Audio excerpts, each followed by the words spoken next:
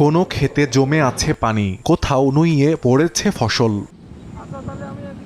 চলতি খরিফ মৌসুমে যশোরে প্রায় ১৩,০০০ হেক্টর জমিতে গ্রীষ্মকালীন সবজি চাষ হয়েছে।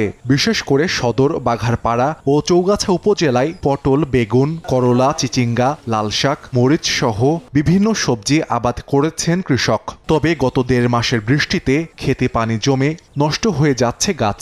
যেসব ক্ষেতে পানি জমেনি সেসব জমিতেও ফলন বিপর্যয় হয়েছে। এতে আর্থিক ক্ষতির মুখে কৃষক। ২৭,০০০ টাকা দিয়ে তাটা আবাদ করতে পারিনি। পটল লাগালাম, সব নষ্ট হয়ে গেছে। ২ মাসের জন্য কোনো আবাদ কোনো কিছু হবে না। এখন লিজালারও টাকা দিতেছি নি। বৃষ্টি যদি এইভাবে রেগুলার হতে থাকে তাহলে আমাদের পুরো কোটি কোটি টাকা ছাড়া নষ্ট হয়ে যাবে আব্দুলপুর মোড়ে। ৮ বিঘা জমি প্রায় চাষাবাদ সবই প্রায় শেষ। প্রায় ৮ লক্ষ ৯ লক্ষ টাকা খরচ।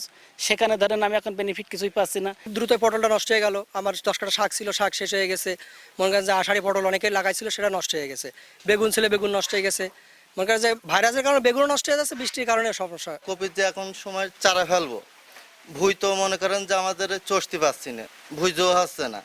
এখন যদিও বা চারা ফেলা হচ্ছে, ভুই জুত হচ্ছে না, চারা মাছ যাচ্ছে। কৃষি বিভাগ বলছে ক্ষতির পরিমাণ কমিয়ে আনতে দেয়া হচ্ছে সব ধরনের পরামর্শ।